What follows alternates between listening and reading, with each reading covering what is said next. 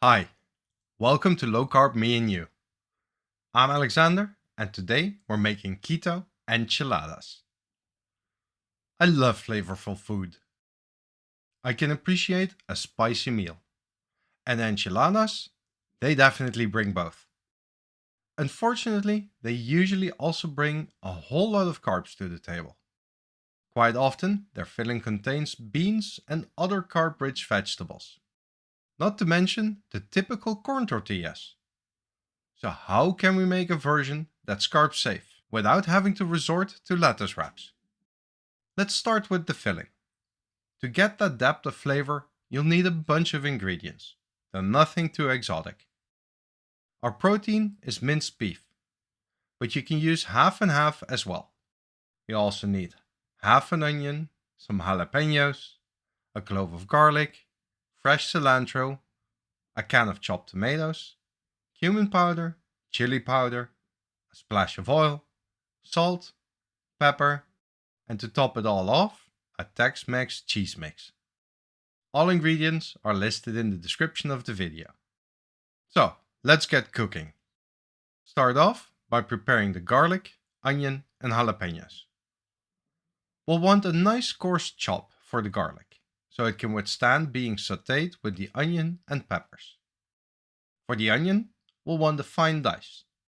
And the jalapenos, we'll de-seed them and cut them into thin rings. When making any kind of tortilla or wrap, you'll want to consider the size of your ingredients. Larger pieces make it harder to roll the wrap. We're using both jalapenos and chili powder in this recipe, but you're obviously free to adjust the heat to your liking. If you're used to spicy food, I can definitely recommend increasing the heat.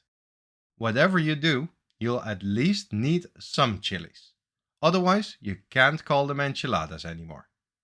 After all, the word enchilada is the past particle of enchilar, which literally means to season with chili. The cilantro, also known as coriander, will both be used in the filling as well as a garnish. You can take the time to pull the leaves from the stems or coarsely cut the bushels. Once cleaned, give it a coarse chop. No need for a fine mince. It's one of those herbs that you either like or don't because of its strong flavor. You can omit it if you want. Chopping done, time to bring the heat. Add the oil to a pan large enough to hold all the contents. Set it to high temperature and once hot, add the onion, jalapenos and garlic and saute for about 2 minutes. Develop those aromatics and get them semi-cooked.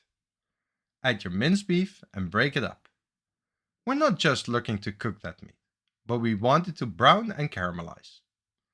This can take a couple of minutes, as there's plenty of water in the mince that needs to evaporate before the actual browning process can start.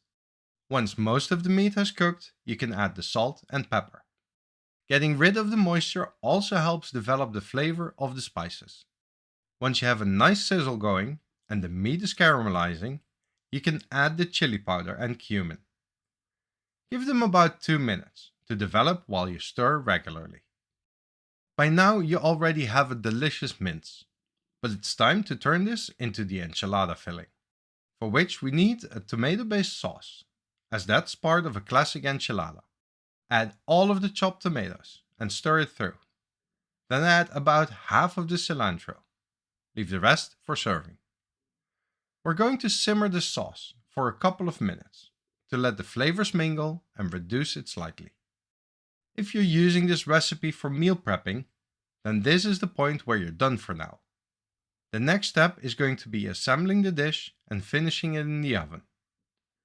If you'd prep for several days, I recommend assembly to happen on the day you're eating it. Otherwise, your tortillas become soggy, and no one likes soggy tortillas. To assemble the enchiladas, you'll need 8 tortillas.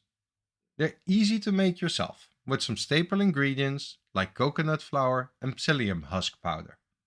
Check out my recipe for low-carb tortillas for all of the details. Get yourself an oven dish big enough to hold the assembled enchiladas, and make a little assembly line with the filling, the cheese mix, the oven dish, and some room to work. Assembly is as easy as putting a line of cheese in the middle of the tortilla and then heaping as much filling on top as you can manage, while still sort of being able to roll it all up.